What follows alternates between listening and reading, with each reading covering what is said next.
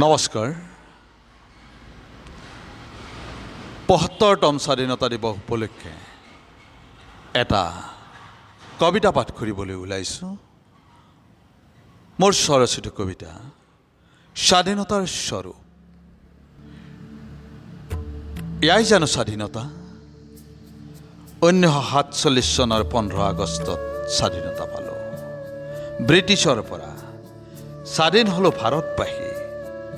ককাহঁতক তাম্ৰপত্ৰ দিয়া হ'ল। মুক্তি যুঁজাৰু বঁটা ভাল লাগিছিল। তিৰংগা পতাকা উৰুৱালো স্কুলে স্কুলে অফিচে অফিচে সকলোতে। গৌৰৱেৰ চিঞৰিলোঁ আমি স্বাধীন। বাপুজীক দিয়া হ'ল জাতিৰ পিতা নাম। তাৰ পিছত অবিভক্ত ভাৰতবৰ্ষ ভাগ ভাগ হ'ল হিন্দুস্তান পাকিস্তান, তাৰ পিছত আকৌ পাকিস্তান বাংলাদেশ। জাতিবোৰ ভাগ ভাগ হ'ল, মনবোৰ ভাগি গ'ল। সকলোৱে একেলগে ভাৰতীয় বুলি ক'বলৈ টান পাওঁ। একেলগে অসমত অসমীয়া বুলি ক'বলৈ টান পাওঁ।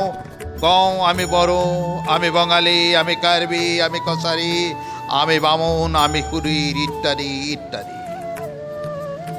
আমি যে সকলো অসমীয়া ক'বলৈ টান পাওঁ। ক'বলৈ টান পাওঁ আমি যে সকলো ভাৰতীয়। ইয়াৰ বাবে আজৰি আনিছিল নেকি স্বাধীনতা? তেনেহ'লে পৰাধীন হোৱাই ভাল আছিল। অন্তত এটা ছাতিৰ তলত থাকিব পাৰিলোহেঁতেন বৃহৎ ভাৰতবাসী। আজি স্বাধীনতাৰ ৭৫ বছৰ উকলি গ'ল। স্বাধীনতা বৃদ্ধ হ'ল।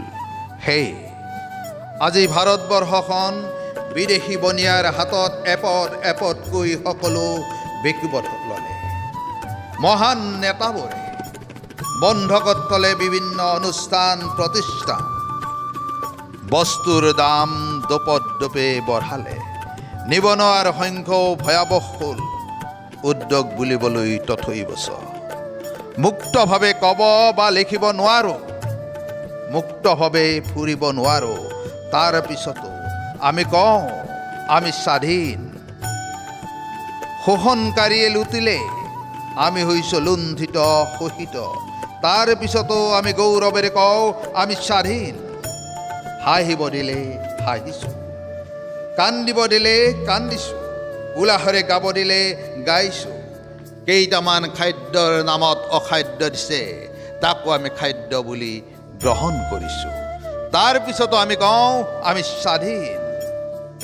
পতাকাৰ নামত বৃহৎ বজাৰ পাতিছে, পতাকাৰ মান অৱনমিত কৰিছে।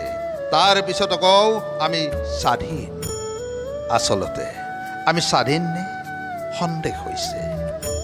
প্ৰকৃত বীৰ বীৰংগনাক প্ৰকৃত সন্মান দিব নিশিকিলোঁ।